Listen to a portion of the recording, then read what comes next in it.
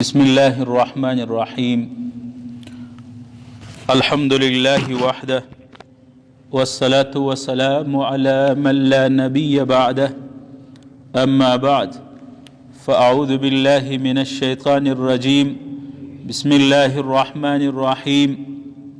ويل للمطففين الذين إذا اكتالوا على الناس يستوفون وإذا كالوهم أو وزنوهم يخسرون. وأيضا قال الله تبارك وتعالى: وأقيموا الصلاة وآتوا الزكاة.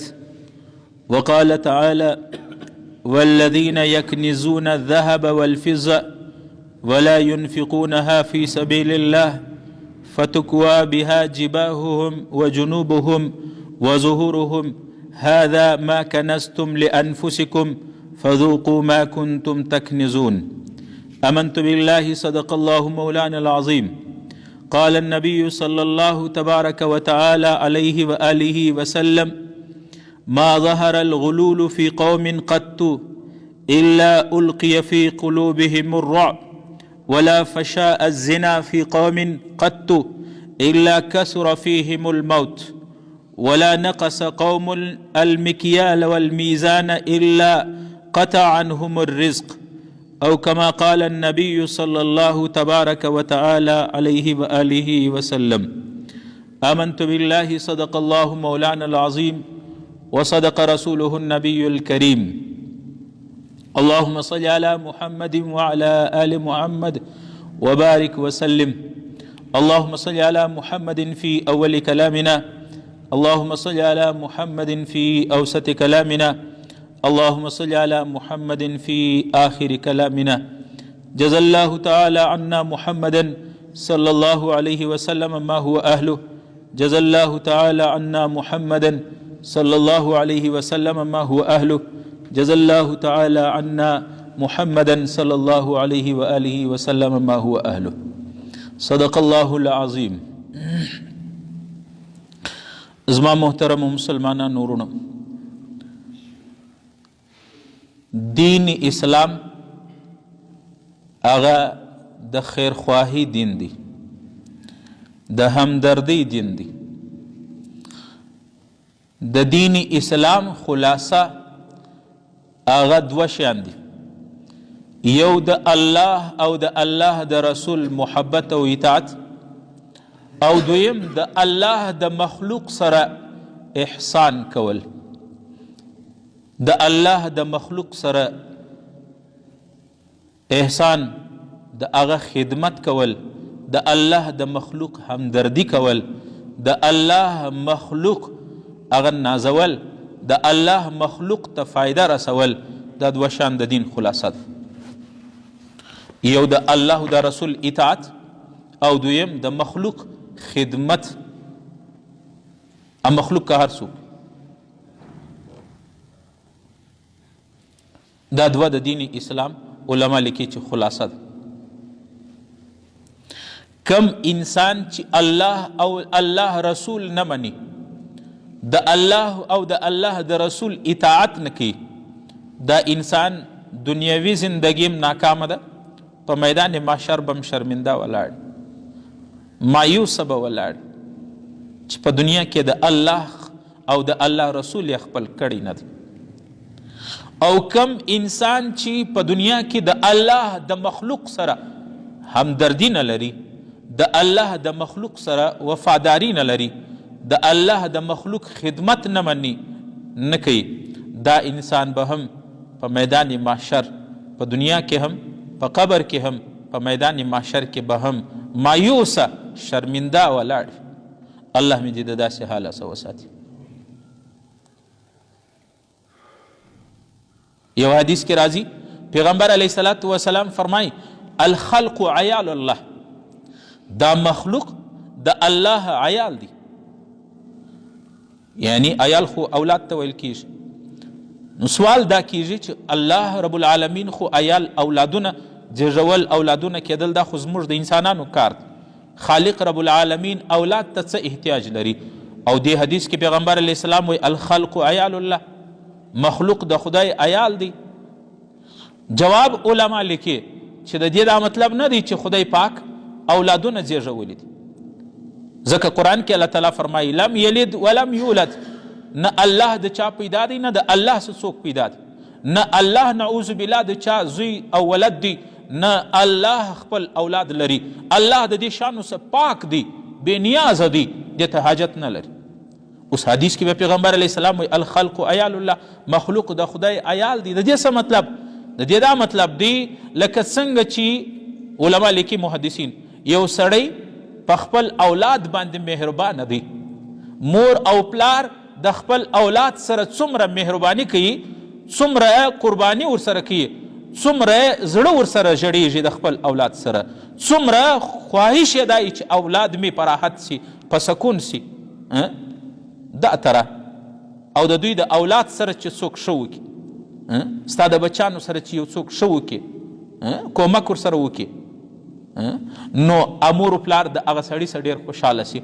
بلکل دا تره الله رب العالمین تمام مخلوق د الله مخلوق چې څوک د الله د مخلوق سره همدردي کوي، الله رب العالمین داسې خوشحاله کیږي لکه ستا بچي ته چې څوک یو څه پیسې ورکړي، ستا بچي ته څوک کپړه ورکړي، ستا بچی څوک ونازوي، ستا د بچي علاج معالجه او علاج دوایي او درمل وکړي، ستا بچی په تکلیف کې دی هغه تکلیف ځین لرې کې ته خوشحالیږي. الله رب العالمین په خپل مخلوق داسې خوشحالیږي.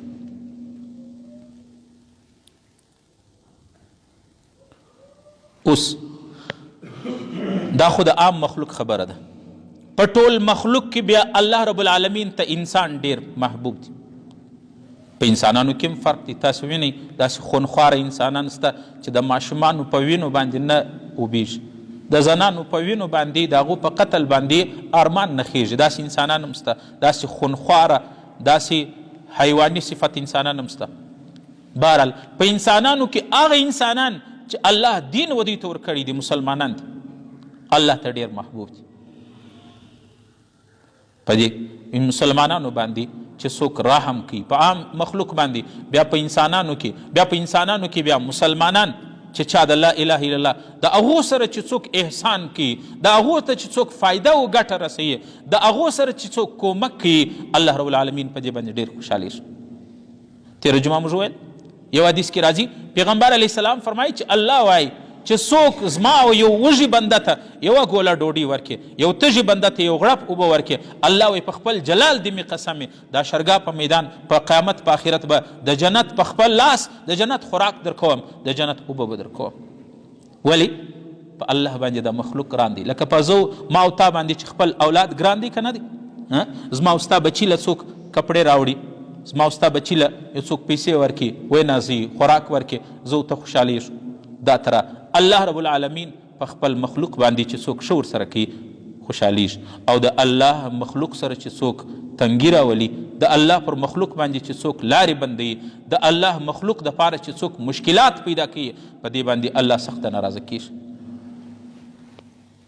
په دې باندې الله سخته ناراضه کیږي. ته اندازه وکړه ستا بچی چې یو چا ونیوي، وهل او ډبول په خپل ځای دي، هغه ورکوي، د هغه بعد یې وږي او تږي یې ساتلی دي، تا ته ارمان نه درېږي، تا ته غوسه نه راځي؟ الله رب العالمین مخلوق په الله باندې داسې ګران دی. د الله مخلوق چې څوک نازوي، الله یې نازوي. د الله مخلوق دپاره چې څوک اسانی پیدا کوي، الله ده ته اسانی پیدا کوي. د الله مخلوق سره چې څوک سختی کوي، د الله د مخلوق دپاره چې څوک مشکلات پیدا کوي، هغه پریشانی پیدا کوي، هغه دپاره نقصانونه ورسي، هغه ته پریشانیانې جوړوي، الله رب العالمین دا انسان ډېر ناپسنده دی، د دې څخه ډېر نفرت راځي. الله رب العالمین دې انسان ته تکلیف رسوي. تاسو ته ښه معلومه ده رمضان المبارک د روزې مبارکې میاشت را روانه ده که نه؟ یو څو ورځې پاته دي. بله ورځ مې په مارکیټ کې سودا کوله، یو سبزي مې اخیستله، اریړۍ والا راته وایي مولوي صاحب اوس یې واخله، یو څو ورځې بعد به د دې په ډبل قیمت اخلي. ما ویل ولې؟ ول د سیزن میاشته را روانه ده. څنګه د سیزن؟ د روزې میاشته را روانه ده، د پیسو ګټلو میاشته را روانه ده. دا مسلمانی ده؟ دا به د الله رحم په موږ باندې څنګه راځي؟ و یو سړي د مارکیټ څخه پیاز 250 بورۍ پیاز هغه یې ویوړې سټاک یې کړل، په کور کې کښېښولې، په کور کې کښېښولې. مال څه دپاره؟ حالانکې ویلې ول دا کوچنی دوکاندار دی، دا 250 بورۍ دی نسي خرڅولی په یو وار باندې، په ډېرو شپو یې نسي خرڅولی. نو مال ولې کښېښولې، ولې ویوړې؟ د دې دپاره چې رمضان المبارک د روزې میاشت راځي، د هغې میاشتې څه یو 3 ورځې مخکې دی مارکیټ ته راباسي، د کوچني دوکاندارانو ته یې ورکوي، عام خلکو ته یې ورکوي په ډبل قیمت. که نن بورۍ په 800 رانیولې ده، د روزې څو ورځې مخکې بیا په 1400 روپۍ ورکوي. دا موږ مسلماني ده؟ خو ځکه علامه اقبال وایي یہ مسلمان ہے جنہیں دیکھ کر شرمائے یهود. دا مسلمانان دي چې د دوی عمل ته وګوري یهودیان له وشرمېږي چې یاره دا موږ خو داسې عمل نه کوو، دا څنګه مسلمانان دي؟ دا اوس مسلماني ده؟ و دې ته په شریعت اصطلاح کې وایي احتکار، او موږ ورته سټاک وایي. شی راواخلي د مارکیټ څخه سټاک یې او بیا په غټ قیمت باندې خرڅوو، په ډبل قیمت باندې خرڅوو. د الله رب العالمین معلومه نه ده چې دا بارانونه د چا ده؟ روی الله د یو حیوانانو، د یو مظلومانو، د یو نیکانو خلکو چې موږ ته نه دي معلوم، د الله د وجې د الله د دوی د روی کوي، ورنه زموږ عملونه د دې قابل نه دي چې بارانونه وسي. او دا تاسې نن ګورئ هر سړی په منډه دی، هر سړی په زړه دی، هر سړی په آهو فریاد کوي چې نن روزي مهنګایي ده او ګراني ده، شیان سته مګر د انسان تر دست رست، د انسان تر طاقت پورته دي. دا چیش دی؟ د الله عذاب دی، د الله عذاب. یو حدیث کې راځي پیغمبر علیه السلام فرمایي د میدان محشر باندې چې انسانان حشرګاه میدان ته راځي، تر هغه وخته به د یو انسان قدم پورته نه کړي، پښه به پورته نه کړي چې در څو 4 سواله نه وي سوي. د دې 4 سوالو جواب به الله ته ورکوي. په هغه 4 سوالو کې یو سوال دا دی چې مال دې څنګه ګاټئ او بیا دې په چیش باندې خرڅوئ، کاروبار دې څنګه کوئ، حلال او که حرام، د 100 شی په 250 ورکوئ، د 100 روپو شی دې په 200 ورکوئ. زما بندگانو د پاره دې تکلیف جوړوي. دا رزق دی مثال لري، علما وایي لکه د باران څاڅکي. د سپین ږیرو څخه پوښتنه وکړئ د بارانونه د کومه وخته سره راوري او د کومه وخته پورې به چې د نظامي بارانونه څاڅکي به مځکې ته راځي، رزق دا ته راځي. خو دا زما او ستا انتخاب دی چې زه ورته رزق حلال غواړو که حرام غواړو. د مسلمانانو دپاره ما درته ویل مسلمان انسان په الله ډیر ګران دی. کم انسان چې انسانانو ته سهولت اسانی جوړوي، الله به د زندگی کې سهولیت ور په نصیب کړي. او کم انسان چې انسانانو ته ګرانی جوړوي، تکلیف جوړوي، پریشانه کوي، په ګران قیمت باندې بازار ته شان راوړي، مسلمانانو ته ورکوي. الله رب العالمین به د دې سړي معیشت ورتنګ کړي، الله رب العالمین به د دې سړي زندگی ورتنګه کړي، الله رب العالمین به دې سړي ته په قهر او په غصه سي، د دې رزق نه زیاتېږي. دلته په بظاهره پیسې څه ډېرې وګټي، لیکن دا پیسې هلته بل ځای وځي. یوه حادثه ورباندې راسي بیا د هغو څه ځان نشي خلاصولی، د هغه کیسو، د هغه دعوو جګړو، د هغه اسپتالو، د هغه ناجوړیانو، د ډاکټرانو، د وکیلانو، د پولیسو، د تانیدارانو څه بیا ځان نشي خلاصولی. او وجه چی شته؟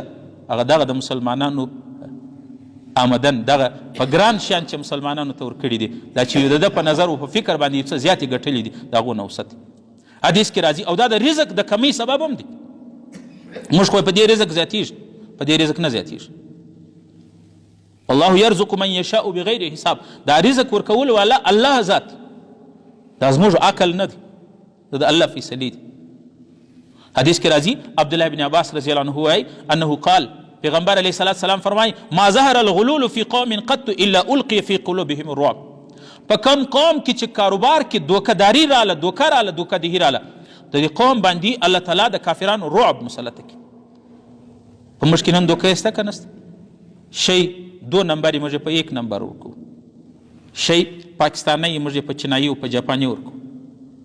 خو د هغه اثر دا دی، رسول الله د نن څه 100 کاله مخکې ویل دي چې دا کم قوم داسې کوي د کافرانو به لرې وي، دلته به یې رعب پروت وي. پر موږ د امریکې رعب دی که نه؟ پر موږ د کافرانو رعب دی که نه دی؟ پیغمبر علیه السلام فرمایي ولا فشاء الزنا في قوم قط الا كثر فيهم الموت. رسول الله وایي په کوم قوم کې چې زنا عامه سي په دې کې مرګونه زیات سي. تاسې نه وینئ نن مرګونه څومره زیات، اچانک مرګونه څومره زیات، د غیر نامعلومه مرګونه څومره زیات. دا وجه چې شته زنا په موږ کې زموږ په معاشره کې ده، د زنا نحوست دا دی. او بل پیغمبر علیه السلام فرمایي ولا نقص قوم المکیال والمیزان الا قطع عنهم الرزق. کم قوم چې په ناپ طول کې کمی کوي، نقصان کوي، کم یې تلي خلکو ته چمکی کوي، دوکه کې کوي، ایک نمبر دو نمبر شی په ایک نمبر باندې ورکوي. پیغمبر علیه السلام الا قطع عنهم الرزق. رزق به خدای پاک ځینې واخلي. رزق خدا نه معنا چې سړی ماښام د ډوډۍ نه لري، نه، برکت به الله ځینې واخلي، پیسې به ډېرې، برکت به پکې نه. او کم قوم چې داسې عمل کوي هغه باندې پیغمبر علیه السلام قحط سالی به راځي، باوجود د بارانو به په دوی باندې قحط. عبدالله بن عمر رضی الله عنه روایت دی قال اقبل علينا رسول الله صلی الله علیه وسلم. رسول الله صلی الله علیه وسلم موږ بازار کې ودی راغلی. فقال یا معاشر المهاجرین، ای مهاجرینو، پیغمبر علیه السلام فرمایي ما منکم ما لم ينقص المکیال والمیزان الا اخذوا بالسنین. کم خلک چې په ناپ طول کې کمی کوي هغه به په قحط سالی مبتلا کیږي، په هغو باندې به قحط راځي، شیان به یې تر وس به تیر. په دې وجه عزیزانو عرض گزارش مې دا دی چې د کاروباري طبقو ته هم دا وایي چې رمضان المبارک را روان دی، د روزې میاشته، په دې خپلو رزق روزي برکت د الله د جانبه دی. یو خو خپل قیمتونه مناسب کی، د مسلمانان د پاره قیمتونه مه ګرانوئ، خپل قیمتونه سم کی. دکانداران، کاروباریان، هر شعبې سره چې تعلق دی خپل شیان دی ارزانه کی. د روزې په خاطر د الله د بندگانو، د الله د روزدارانو د پاره اسانی جوړه کی، الله به ته اسانی جوړه کی.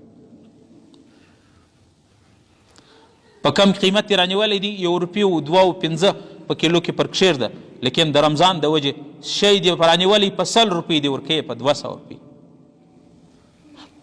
یو او دویم دا د مارکیټ څخه غټ کاروباریان شیان پورته کی، سبزیان والا سبزی، پیاز والا پیاز، دال والا دال، ورزو والا ورزی، او وړو والا وړه، برا، پاڼې او دا شان د مارکیټ څخه غایب کی چې کله روزه راځي بیا راوباسي.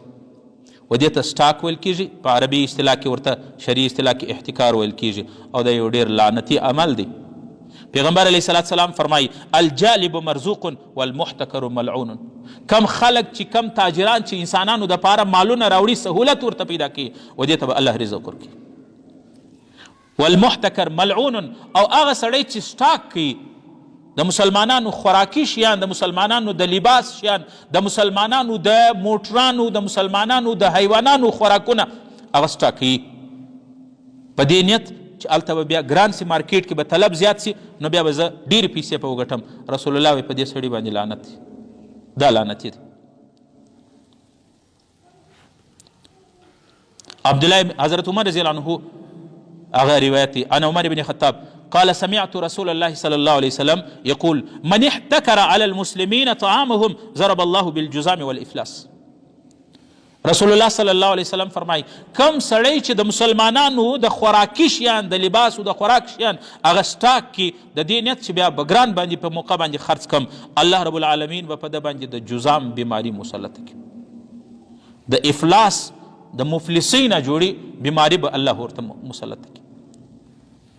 کاروبارونه به غټي، جایدادونه به ډېرې، مګر به د ماښام د بچانو د پاره د غوښ راوړلو پیسې به نغدې ورسره نه وي. دا یو د عذاب هغه دی صورت.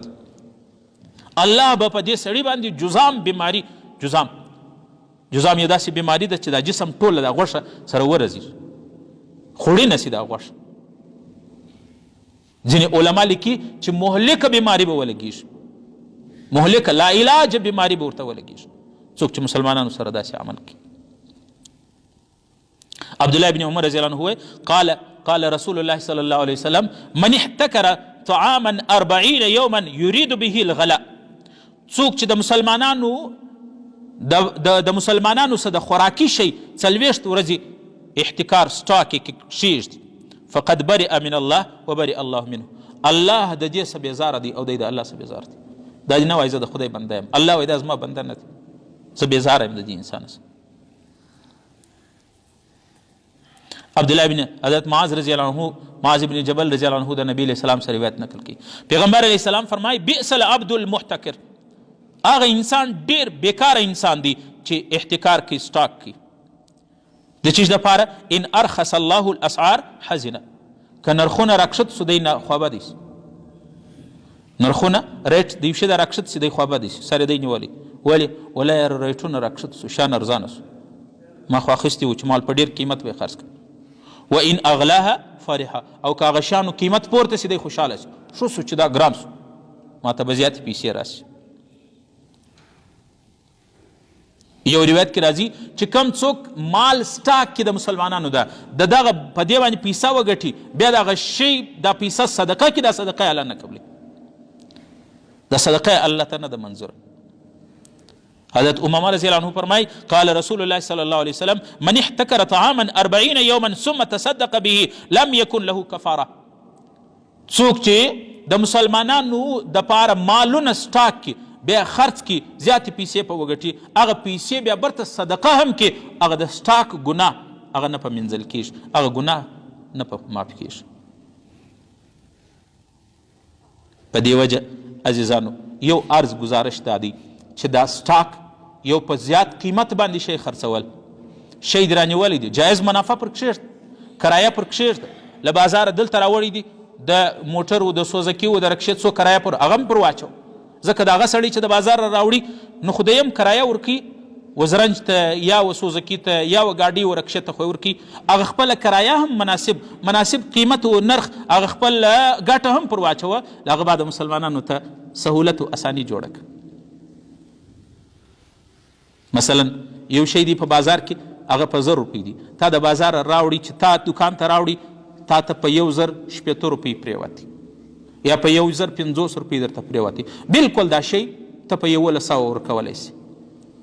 یو 50 روپۍ یو 40 روپۍ په دې بورۍ کې په بوجي کې ته خپله منافع و ګټه باندې کښېږده، دا جایز دی.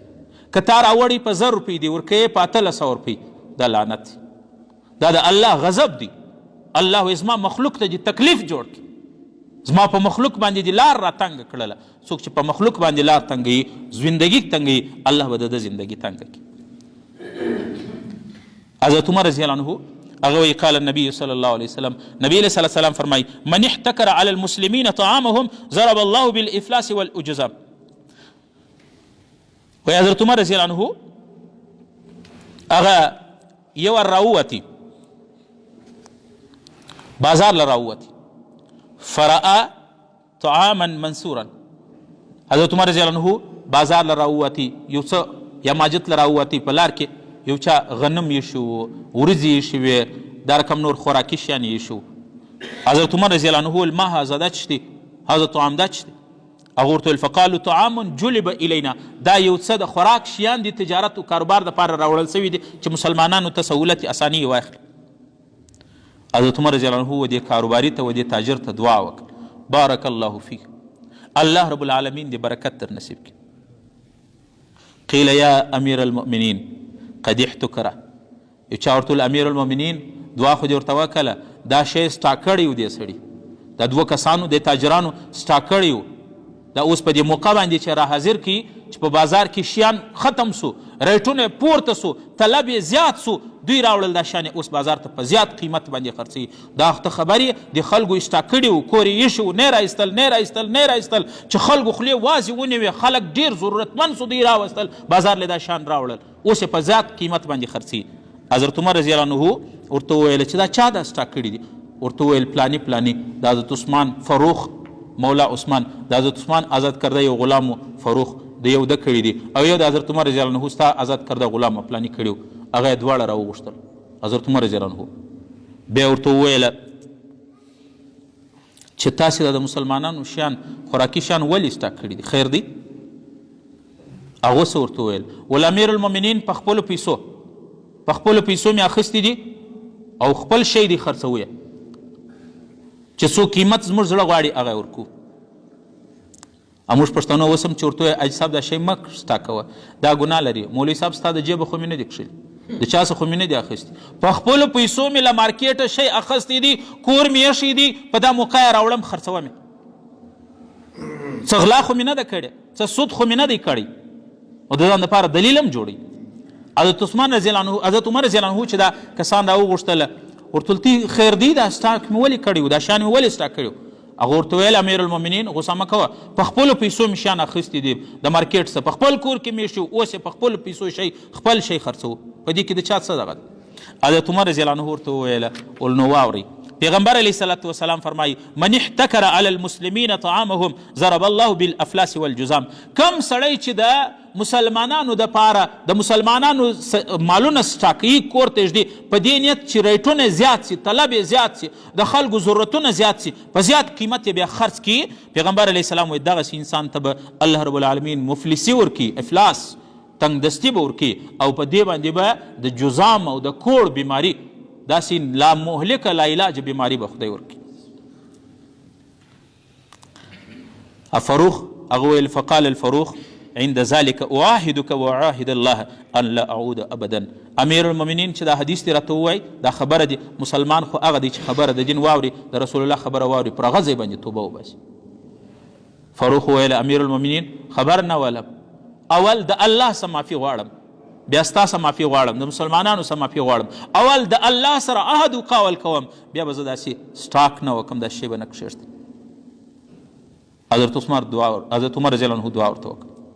وابل ته یې وویله چې د ده آزاد کرده غلام هغو ته یې ویل، هغه بیا دا جواب ورکړي ویل امیر المؤمنین څه غلا مې نه ده کړې، سود مې نه دی کړی، په خپلو پیسو مې شی رانیولی و، کور مې ایښی دی، اوس یې په خپلو پیسو رانیولی شی په مسلمانانو په عامو خلکو باندې خرڅوم، په دې کې څه هغه دی؟ حضرت امیر المؤمنین حضرت عمر رضی الله عنه ورته ویل ما د رسول الله خبره درته وکړه، نور ته پوهېږې کار دې پوهېږي، وما علینا الا البلاغ. ما درته وویل.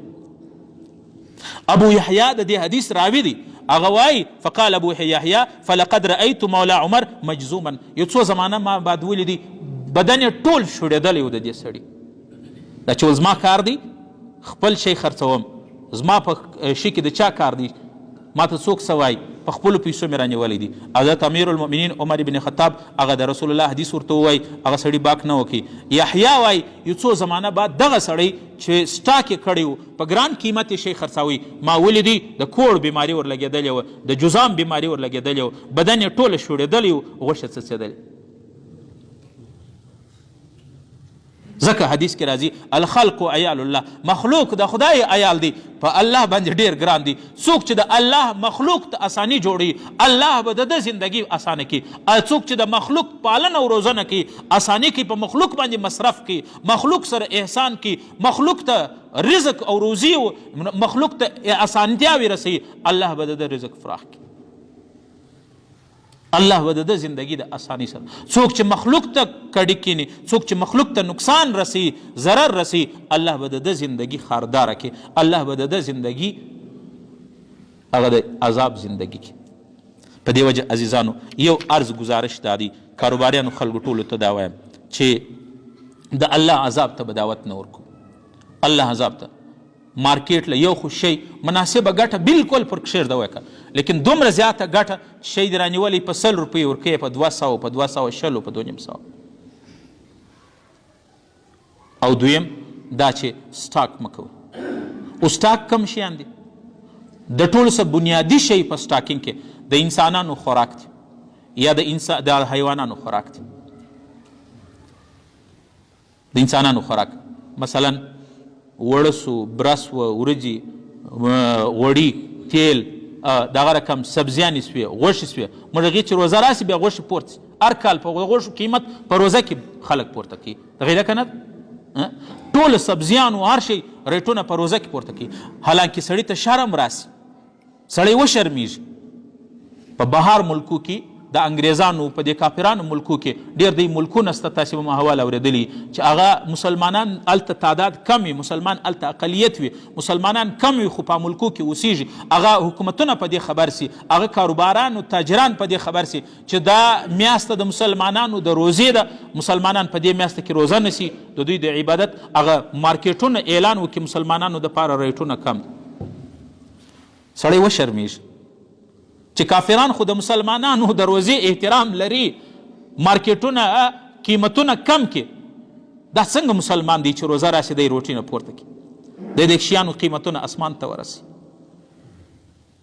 ځکه نبی علیه السلام من احتکر ملعون من احتکر، رسول الله صلی الله علیه وسلم فرمایي په هغه سړي باندې لعنت دی چې څوک احتکار کوي، سټاک د خوراک شیان سو سبزیانې سوې. ته اوس ګوره په مارکیټ کې پیاز څونه ګران دي، ته ګور دا ټولو سبزیانو نن ته ورسي سبزي مارکیټ له ورسي، پرچون له ورسي، کپړو والا له ورسي، د ټولو شیانو قیمت معلوم کی نن څو دی، یو هفته بعد را روانه جمعه بیا پوښتنه وکړي چې څو قیمت دی، سم په نیمۍ به فرق. دا مسلماني ده.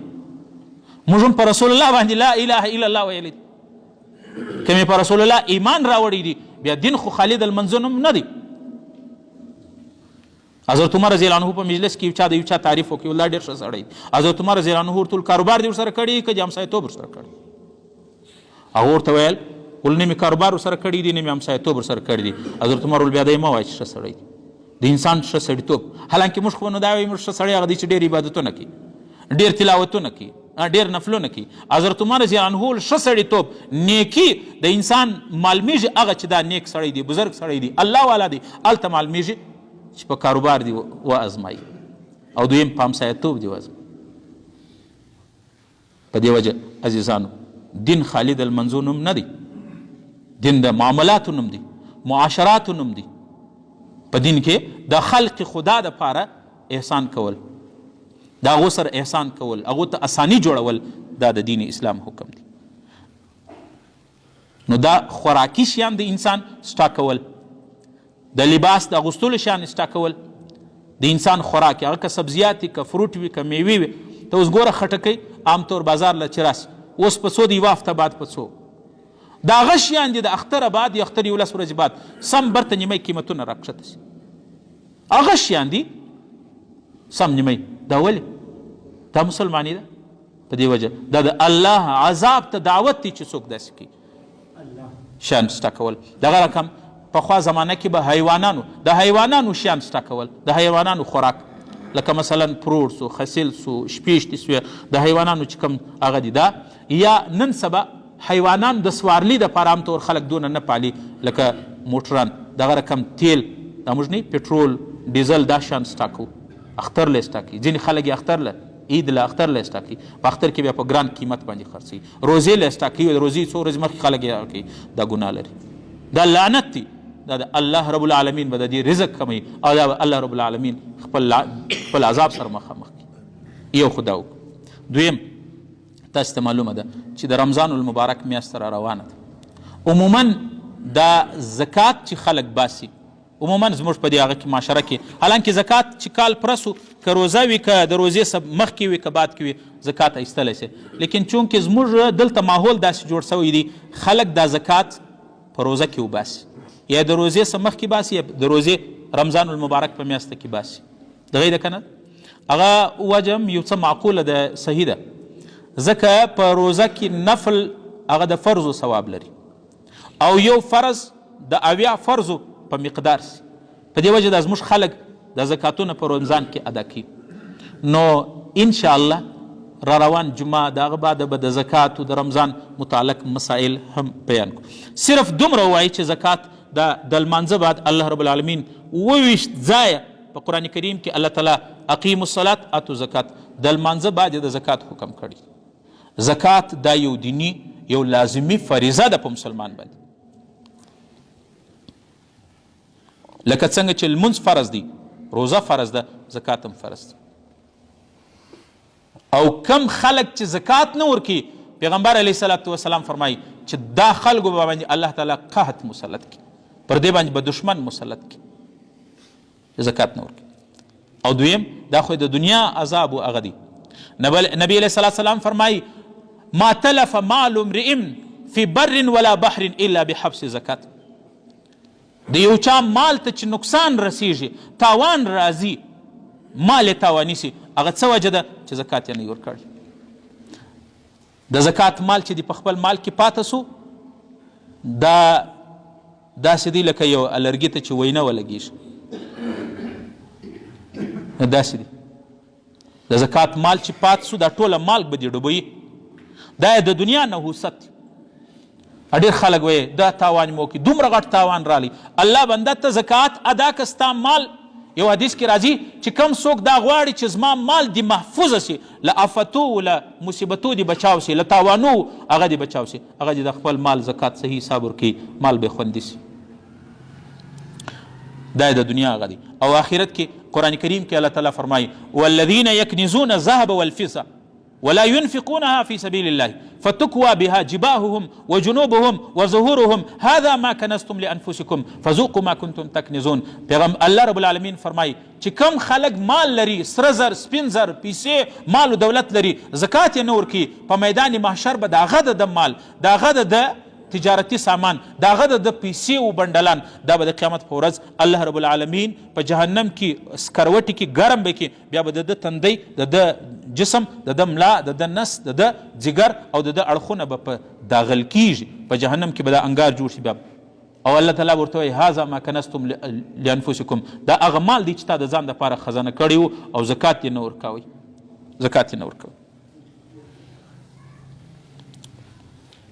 په دې وجه پیغمبر علیه السلام فرمایي امت ته وایي، آخري خبره کوم، نبی علیه السلام فرمایي اکفلوا لی بست اکفلو لکم بالجنه. پیغمبر علیه السلام وایي د شپږو شیانو ما ته ضمانت راکړي، د جنت مې زه ضامن یم، زه ذمهوار یم، تاسې به جنت ته ځئ.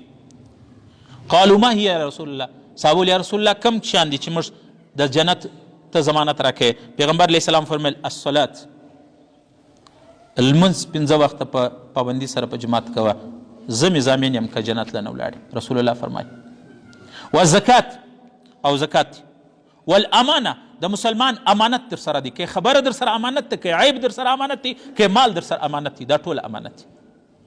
موږ خو نو امانت خالي دا بولو چې د یو چا پیسې یو شی را سره دی، دا امانت. نه نه نه، د یو مسلمان عیب دی ولیدی امانت یې پټ کړه. د یو مسلمان پټه خبره درته وکړه، خلک نه په خبرې، دا هم امانت دی. رسول الله وایي امانت. والبطن، نس، د خپله خېټ دې ته حرام ماچ. والفرج، خپله شرمګاه. واللسان، خپله ژبه. دا شپږ شیان پیغمبر علیه السلام وایي چې چا صحیح استعمال کړل د هغو د جنت ضامن یم. په دې وجه عزیزانو د زکات دا یو فریضه ده، لکه څنګه چې لمونځ فرض دی، زکات ورکول هم داسې فرض دی. لکه څنګه چې د لمانځه په قضا کېدلو باندې الله ته غصه راځي، دغه رقم د زکات په مال نه ورکولو سره الله ته غصه راځي. الله د غصې اظهار بیا کله کله داسې وکړي چې څوک زکات نه ورکوي، په هغه مال باندې داسې آفت راسي چې بیا دی هریاني چې څومره زکات یې کېدی در هغه 3 ګونه 4 ګونه تاوان ورورسیږي. ځکه حدیث کې راځي نبی علیه السلام وایي ما تلف مال امرئ الا فی بر ولا بحر، که په سمندر کې که په خشکي کې د یو چا مال ته تاوان ورسېدی، تلف سو مال یې ډوب سو، د دې وجه دی الا بحبس زکات، مګر د دې وجه او سبب دا دی چې زکات نه ورکوي. الله رب العالمین چې څه مې وویل څه واورېدل په دې باندې عمل کول توفیق نصیب کړي. الله دې توفیق راکړي چې مسلمانانو دپاره سهولت جوړ کړو، اسانی جوړه کړو، ارزانی جوړه کړو، مسلمانانو دپاره اسانی و ارزانی جوړه کړو، د الله مخلوق ونازو، د الله مخلوق چې مې ونازوي نو الله به مې ونازوي. الله مې د دې څه وساتي چې مسلمانانو دپاره په ریټو کې ګرانی جوړه کړو، سټاکینګ شروع کړو، مسلمانانو ته تکلیف، مسلمانانو ته ګرانی جوړه کړو، په ګران قیمتو باندې مسلمان ته کړو. ایو عالم بیان کوي، ایو هغه وایي الله بلا به وکړي لو روزی به په ماړه کې، د مولا جواب به څه کې، د الله جواب خو غواړي، دا تا په لکو ګټلي، لیکن د مولا جواب خو غواړي، مثقال ذرة حساب غواړي. که حدیث کې مې درته وویل نبی علیه السلام فرمایي په حشرګاه به پښه پورته نه کړي څوک تر څو پورې چې دا جواب نه یې ورکړي الله وایي مال دې څنګه ګاټي، په چیش باندې دې مصرف کوئ. په دې وجه د مسلمانانو سره سهولت وکړي، اساني وکړو. دا د غمخواري میاشته ده، په دې اړوس پړوس کې، په دې همسایګانو، په دې قریبانو کې وګورئ. زکات مستحق دی زکات ورکي، زکات مستحق نه دی خیرات ورکي. رسول الله قسم خوړلی دی چې زما دې په رب العالمین قسم چې په سود پیسې زیاتیږي نه او په صدقه او په خیرات باندې کمیږي نه. صدقه ورکي. مسلمانان څوک سادات دي زکات نه ورته کیږي، آل رسول دي، اوسیدان دي، د رسول الله رشته داران دي، موږ بس خالی مولوي صاحب زکات نه ورته کیږي، نو زکات ولې ورکوې؟ خو خیرات ورکه، صدقه ورسره وکه، د رسول الله رشته داران دي، ښه ورسره وکه. الله رب العالمین داسې غیور ذات دی چې ورپي په دې دنیا هم بدله درکړي، په آخرت هم درکړي. الله رب العالمین چې څه واورېدل څه وویل په دې باندې عمل کول توفیق نصیب کړي. واخر دعوانا ان الحمد لله رب العالمین.